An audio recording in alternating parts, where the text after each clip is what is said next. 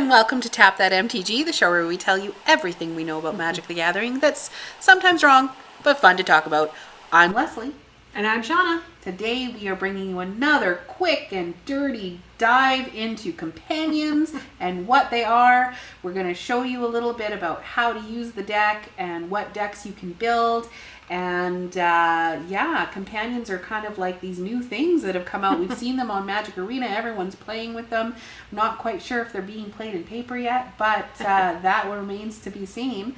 So which companion are we talking about today, Shauna, and what the heck is a companion? Oh, well, today we are talking about probably the cutest companion in all of Ikoria. He really is. He is called Lutri the Spell Chaser. He is a little guy that is already banned in Commander, which is interesting. Funnily enough.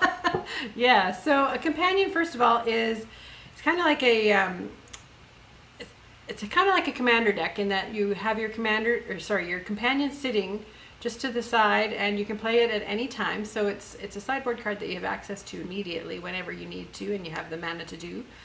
But each companion has rules on what your deck has to be if you use them as a companion. So in Lutri's case, he is each non-land card in your starting deck has to have a different name. So it's even more like a commander deck in that you have 60 different cards, pretty much, except your lands, of course. Are all different. And then when it has flash, he's a 3/2, and when he enters the battlefield, if you cast it, you get to copy target instant or sorcery spell you control. You may choose a new target for the copy. So you're going to find that he works best in decks where you can copy spells. Yeah. And we're going to show you some of those cards. Yeah, it's interesting. This guy is, so as companions go, I'm not sure how you've kind of seen your play with him in practicing with some of these decks. I find that in some games you never even play him because really his one ability is there's going to be one point in the game where you want to copy a spell and you're going to play him and copy that spell. And I don't know that it's worth building a deck with his stipulations just so that you have this one time that you can copy a spell. But he's cute, so that makes up for it, I guess. Maybe.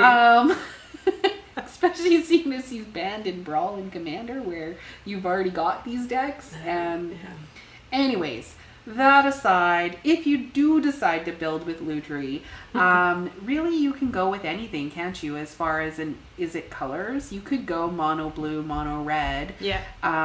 There's different I haven't actually tried mono red, but you could do mono red and do some like copying some big burn spells or whatever. Yeah. But the ones that I've seen played and the ones that I'm playing with myself are really is it colors. Yeah. Focusing a lot on controlling the board with counter spells or board wipes or mass removal or single removal of some kind, just to kind of keep them beat down and sad until it's time to finish them off. And then you usually do that in 1 or 2 turns with some key cards. So some of the key cards that I've seen, I'll talk about 2 of them. First, the Sprite Dragon, of course, is in a lot of Is It colors right now. Of course, he takes advantage of whenever you cast a non-creature spell. So pretty much this whole deck is non-creatures. It's instants mostly. And then Crackling Drake, which his power is equal to the total number of sorceries and instants that are in your graveyard or in exile. So even if you had to exile them, they count. And when he enters, you get a nice little card draw. So those are some potential game changers towards the end of the game when you play them, and you can swing in for a ton of stuff. Dies to removal though, so you have to think about your timing with those just as much as you're thinking about your timing for your instants and sorceries. What else are you playing with? There's the other big win con in Is It right now is that expansion explosion thing and copying it for sure. A lot of people play with that.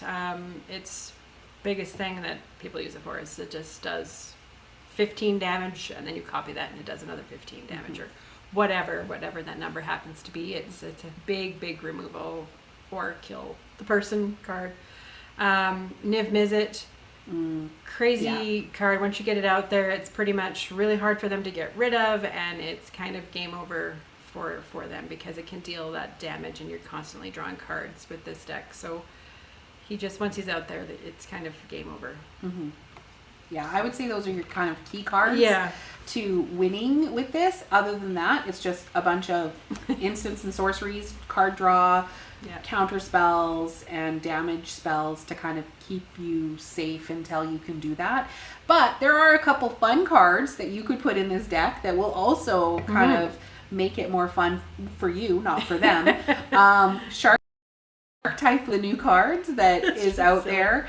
It's an enchantment that whenever you cast a non-creature spell, which is most everything, you get to create an XX blue shark creature token with flying, where X is the spell's converted mana cost. Whoever came up with this idea is just hilarious.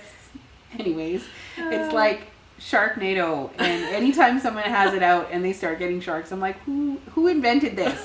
Who did this to me? Just weird. It's pretty funny. Of course, it's a very high converted mana cost, so it is not a game changer. You can cycle it, which is a great thing too. Still get a 6/6 shark that has flying for whatever reason. So yeah, that's a fun one. And then Finale of Promise is another kind of crazy card that people have been using for a little while. For More of the Spark, you may cast up to one target instant or up to one target sorcery card from your graveyard, each with converted mana cost of X or less, without paying their mana cost. If a card cast this way would be put into graveyard, you exile it. If X is 10 or more, copy each of those spells twice. You may choose new targets for the copy, so it just makes that copy craziness, shenanigans even worse. Yeah. It's pretty much, It's kind of like Expansion Explosion, right? Where it's just like, okay, it's time to win the game. I have all my mana in place. Yeah. Now I'm going to win. So, Game over. Boop, boop, boop. I guess the key takeaways for this would be decide on what you want your win coins to be. They're your 4 or 5 key cards. And then the rest of it, you can just put in stuff to get you there. Yeah. So. Yeah, it's pretty much, I've played different variants of it, just messed around with a few more creatures. I like to play my Jaya card that I play with that counts on instances and sorceries as well. Yeah, that's a same great with card. The new Revile, or I can't remember her name, but she gets her power is equal to the number of instances and sorceries you have in your graveyard. So there's just lots of different variations that you can do. Who knows what you could do with the Phoenixes? I don't know. I haven't even tried that yet. So yeah, it's just a bunch of craziness. Yeah, I wonder what other people are doing, I guess. So make sure that you tune in and give your say down below and tell us what you've been doing with this cute little Lutri. And we're everywhere on social media, Instagram, Facebook. You can find us there and join us and let us know what you like and what you want to see. And in the meantime, Tap those magic cards and have fun doing it. Thanks, Bye, guys. guys.